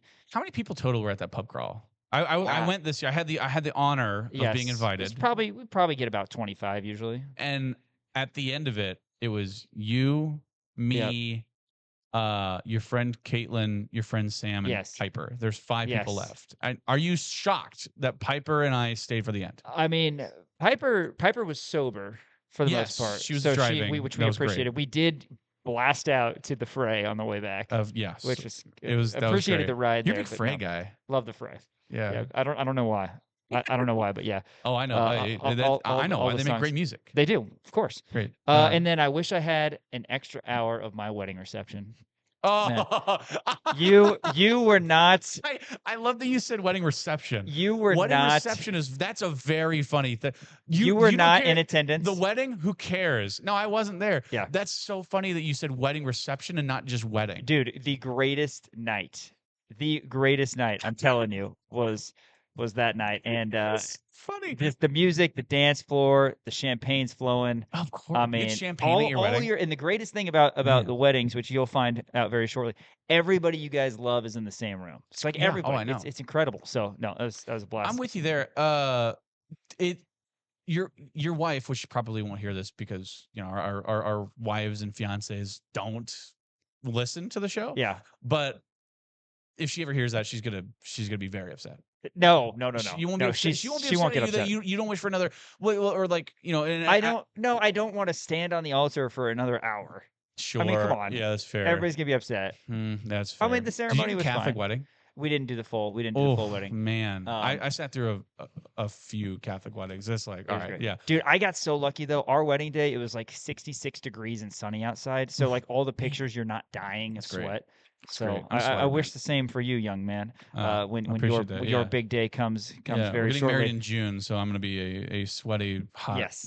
Yes. That's our top 10 or Dan's top 10 things he wish he had another hour for. Hope you guys enjoyed it. After this, we're going to hear from KU head football coach Lance Leipold. Thanks for listening on ESPN Kansas City and watching KansasNation.com. I'm Justice Finkley. You're watching KansasNation.com. Rock Chalk. KU football back at it Saturday for homecoming, 3 o'clock at the booth. KUathletics.com/tickets to make sure that we pack the booth as Oklahoma State comes to town. KU's got to get this one, get their 5th win of the season. Let's hear from Coach Leipold at his weekly press conference earlier this week. We got Coach Leipold, mics on both sides.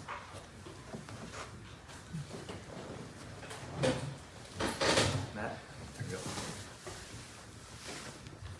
Lance, when you guys have had games or even quarters or had like you had Saturday, whether it's you or your assistants that we hear from, a lot of times we hear about execution. What are you looking at to see where the execution falls short, and do you have any idea why? Yeah, you're always looking at that, and I say this to you all a lot, is win or lose, you're doing the same type of things of analyzing what you're doing and what you got to get better at, and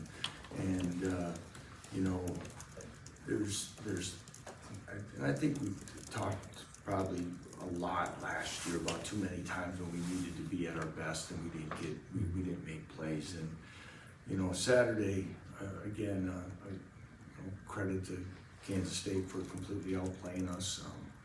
We get that turnover. I guess I'm going to kind of give you a saw here. Yeah. It helps is, we get the big hit to start the game, and again, we get the energy and the feeling. We find a way to score, and then we have 2 penalties on defense and give up almost half the field of yardage for them to score, and then we have the low snap and then the special teams touchdown from them.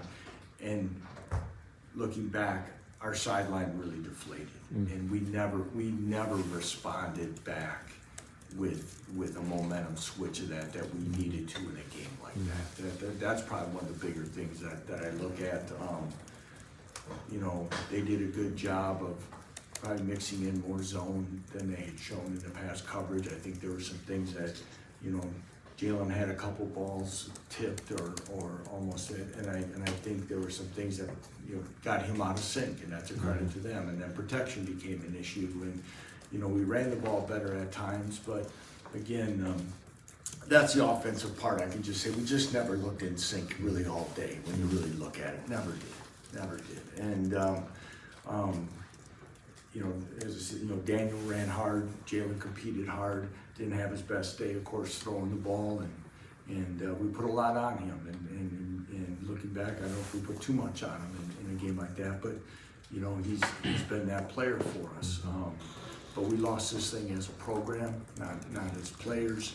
It's coaches, it's everybody. Defensively, we anticipated the ball being thrown down the field more vertically, and it was. And they had more explosive plays than us. And again, but to their credit, as I said earlier, again, you're starting to see a team kind of get its stride a little bit that many anticipated playing for the conference championship. So sometimes, as word goes, we sometimes, forget about that as they had some close games early on. So,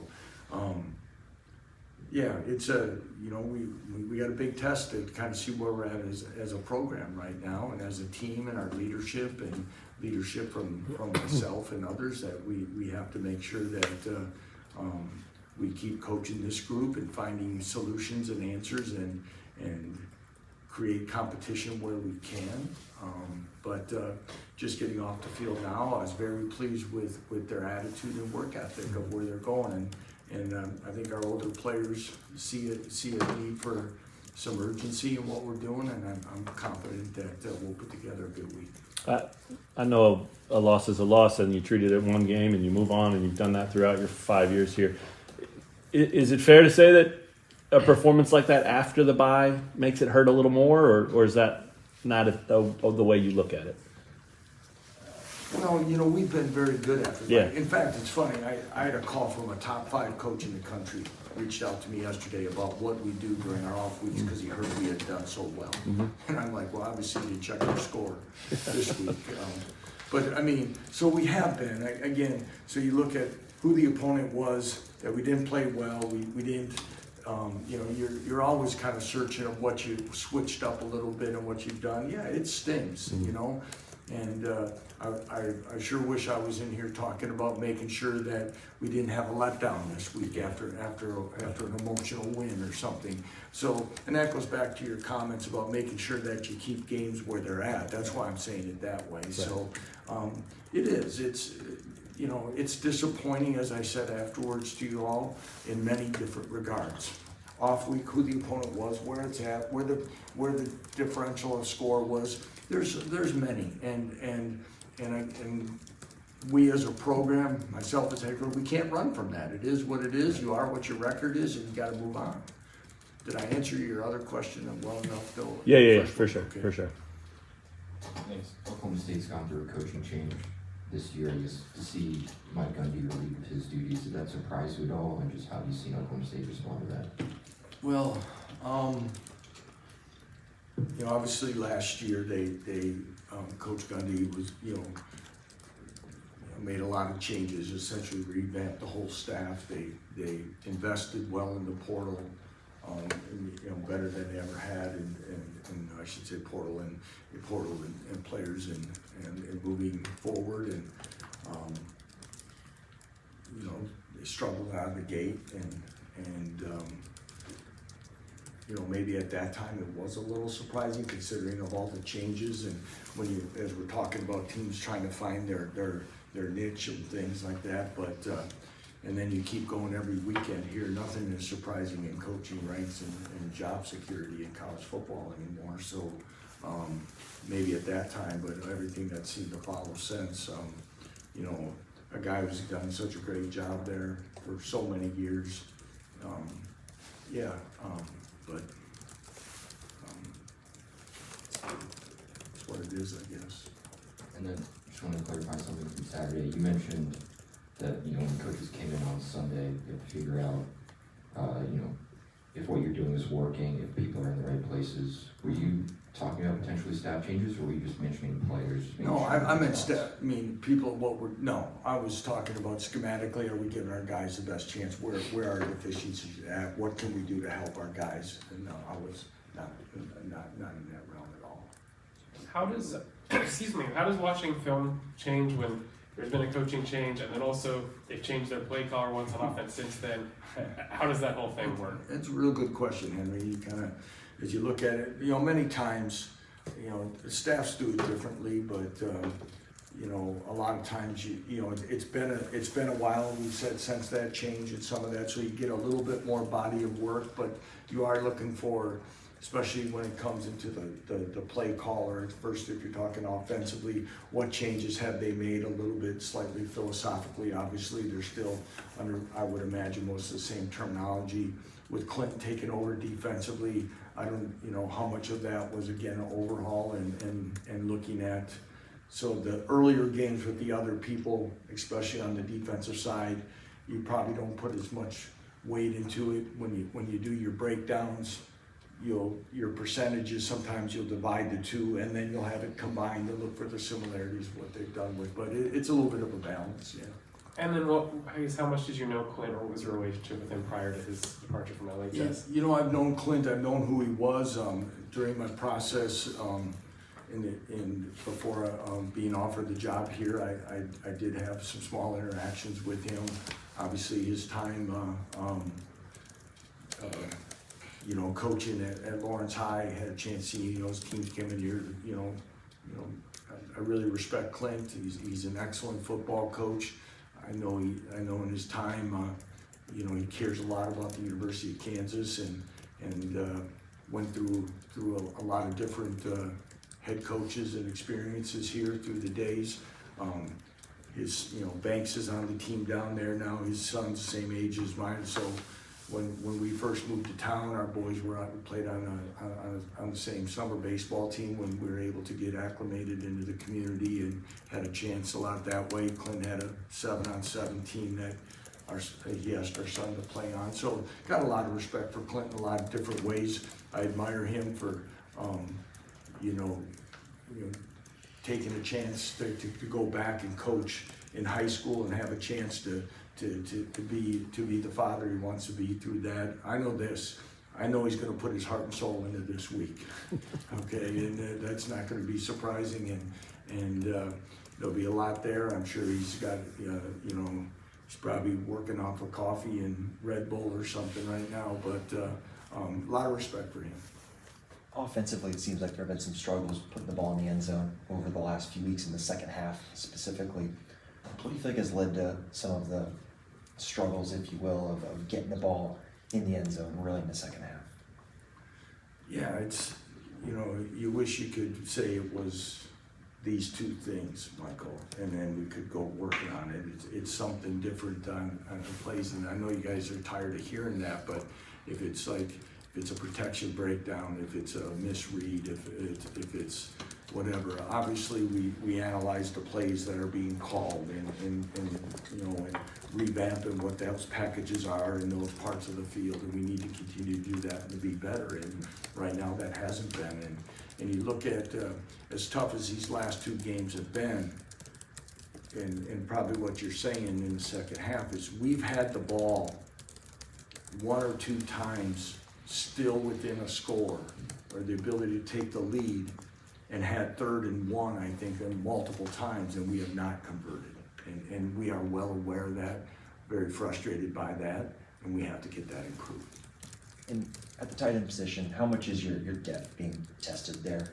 Really tested, really tested. So that being said, with Carson, you know, leaving the game early, I thought Leighton Cure stepped up and really played some spots that he hadn't practiced a ton at, and actually, you know, did a good job for us. Did solid, you know, and again, at this stage of the year, it is what it is. But in the open week, you know, Bowden didn't practice much. Emmanuel didn't practice much.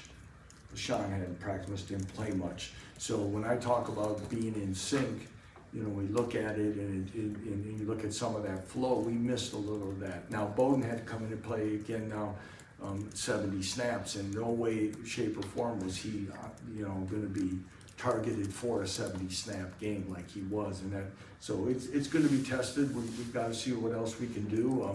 Jaden Ham got a few snaps, and then you know, Quentin Conley will get some work. Those are the ones that are still left healthy in the program at this moment. So.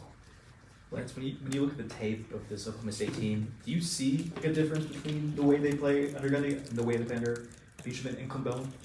Say that last part again. Do you see a difference in the way they play under Gundy and the way they play under Bowen and Fishman? You know, I haven't gone through all the games that I do, all the run-throughs, and to be as transparent as I can versus what we're still analyzing internally. Mm-hmm. I started at most recent that I have, and I'm moving up to try to look at those similarities a little bit and what I do in film work. So, but I do know this, when I watch part of their games, they have some athletes.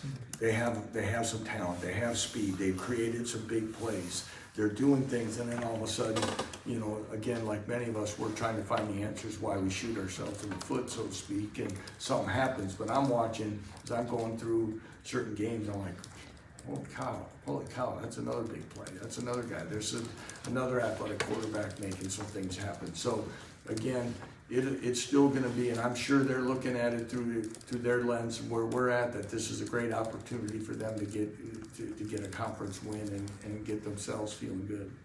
Yeah, and Daniel Highshaw's had a couple nice games post-injury. What do you see from him compared to, I guess, even before the injury?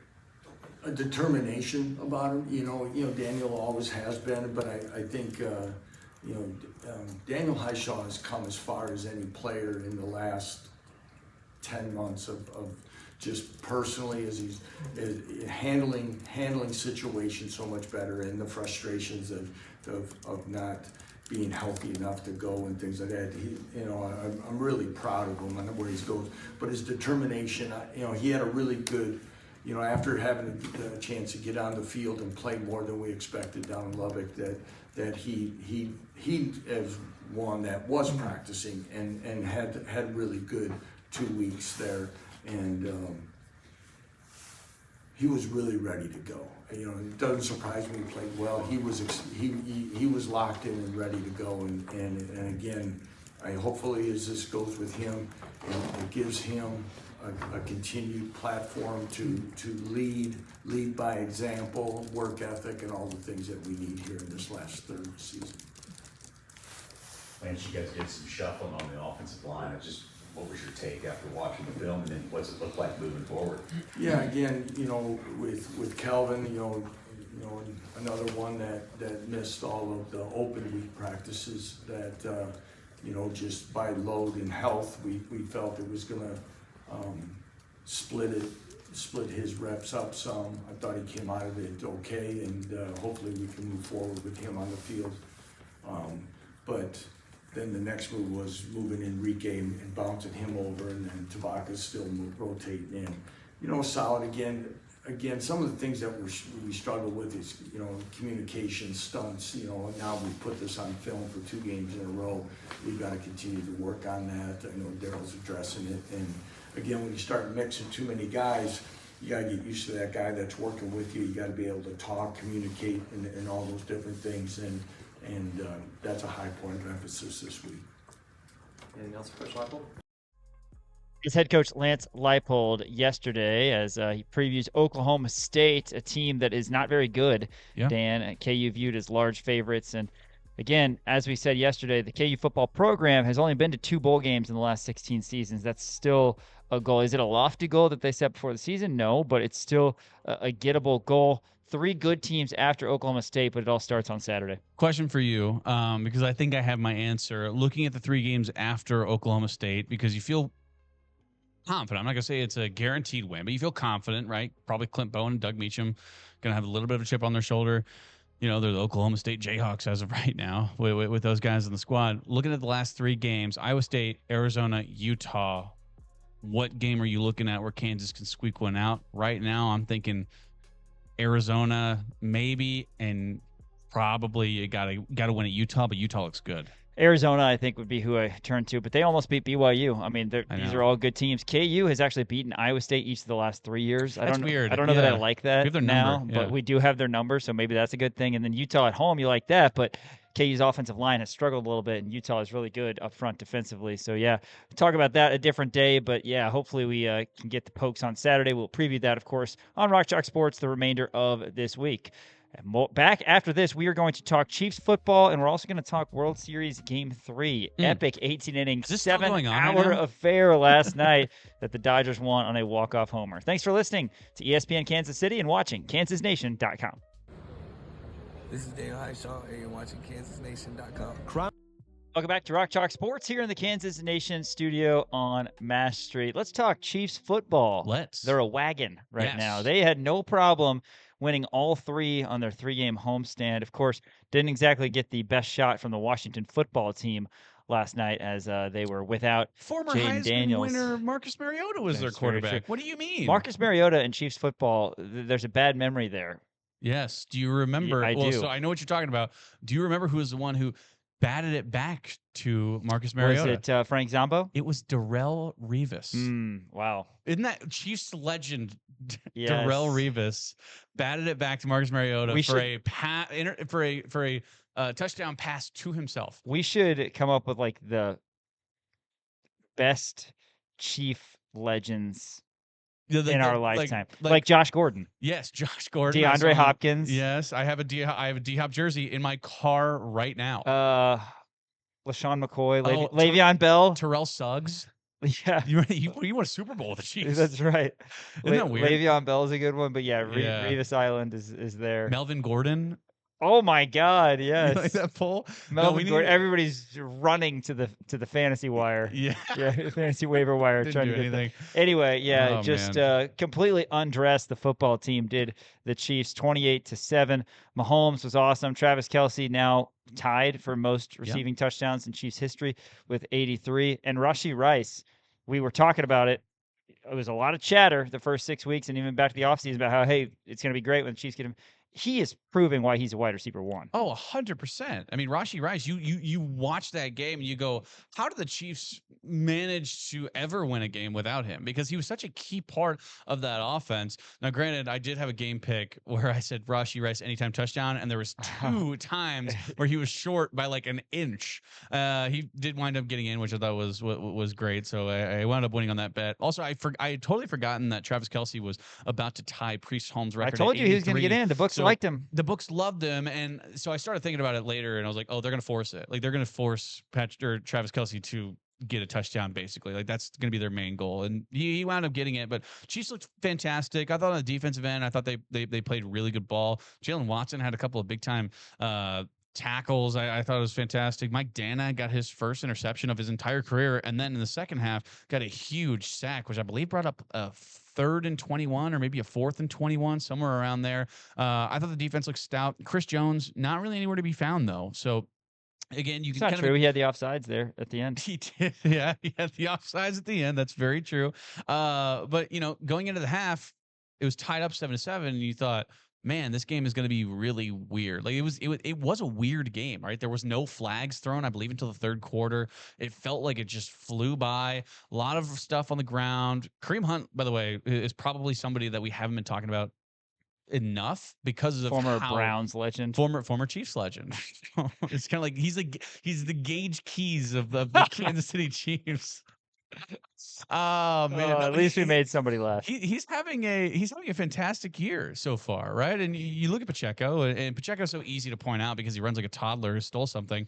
But Kareem Hunt is having an exceptional year so far, and I feel like that's probably one of the storylines that we're not talking about quite as much. But for the Chiefs to come out there and just completely blank the Commanders, the football team, whatever you want to call them, in that second half, I thought that was really a testament to Spags and company, and the Chiefs. Like I said, going into half, you're like, man, this is going to be a close game. This is going to be weird. And then for the 4th straight game in a row, I believe they've scored 28 or more points. Five straight games in a row. Yeah, so offense is back, baby. My question to you got Rashee Rice back. I don't see that going away anytime soon. Is there any way the Chiefs win this game last night without the officials? Oh my gosh! I mean, it's. I'm not going to entertain. I'm sure there was something on Twitter about that. Oh, I'm sure there was. Dominant. There always is. Dominant. You look at the last 2 games. Yeah, the Raiders are bad, and the football team didn't have Daniels, but 59-7 combined score.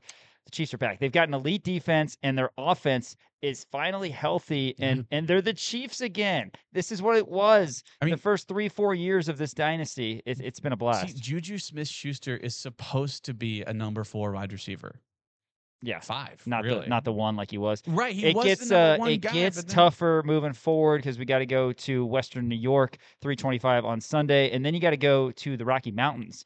So the Chiefs are not back home actually until November 23rd. I mean, the Bills and the Broncos both just absolutely obliterated their opponents. Yeah. The Bills beat the Panthers by like 30 some odd points, and then the Broncos just handed it to the Dallas Cowboys. Now, 2 teams that aren't very good in the Panthers and the Cowboys, but still 2 teams who are on a really big hot streak right now. So it could be one of those unstoppable forces against an immovable object type of deal where it's like, hey, look, both of these teams are. There you go. both of these teams are just not both. All three of these teams are on incredible hot streaks. So one of them is going to have to lose. I mean, I don't see the Chiefs' momentum losing anytime soon, just because you have such a healthy wide receiver core and your defense is playing so good. Rice is so fun to watch. But Yes. yeah, the Chiefs were 0-2. Now, of course, they're 5-3. Behind the Broncos still in the AFC West, but looking the part for sure. 3 tough games coming up: at the Bills, at the Broncos, and then you're home against the Colts. Yeah. Before the Thanksgiving tilt at the Star against Jerry and company. So, yeah, Chiefs looking good. Super Bowl favorites, as we talked about. Excited to see how that turns out. We got a minute and a half left. You want to talk World Series? World Series, man. Oh, my God. 9 times. I stayed awake, and Freddie Freeman hits the walk-off homer. Shohei I was Ohtani. sick, my bad. Shohei Ohtani, 4 for 4, 2 doubles, 2 homers. The next 4 times he comes up, he gets intentionally walked, and then his final at-bat, he gets walked. This dude reached base 9 times. Yeah, which granted, I see people being like, oh, like the old record for reaching base in a World Series game was 7. Ohtani did 9, but also it was 18 innings. So, well, yeah, I'm just saying he reached every single time. He went homer, double, homer, 5 walks. Yeah. Is that right? Yep. Jeez. And Unreal. he's going to celebrate by being the starting pitcher tonight. Oh, good for him. How about that? Did you see that Yamamoto was warming up? Yeah. At the end of the It got to 18th? that point. Like he just completed he pitched a complete game. And 2 days ago. also for the Jays, Sandy Koufax was in the crowd. They might as well. he was loosening pull it him up. to the- yeah, He was loosening it up. do one of these. But the Jays, and part of this happens in extra inning games, but Springer got hurt, and Bichette and Alejandro Kirk, who's one of their best hitters and has been this postseason, also had been removed from the game. Right. So, I mean, they were throwing guys like me and you out there. They didn't have a chance, and the Dodgers were completely healthy. So, Dodgers are up 2-1 scoreless in with, the like, virtually no series. pitchers. Game 4 tonight. Ohtani on the mound against Shane Bieber, 7 o'clock tonight. Hey, that's going to do it for Rock Chalk Sports today. Big thanks to Elijah Schmidt running the operations. For Dan Courtwright, I'm Sean Kellerman saying we'll catch you tomorrow from 4 to 6. Thanks for listening on ESPN Kansas City and watching KansasNation.com.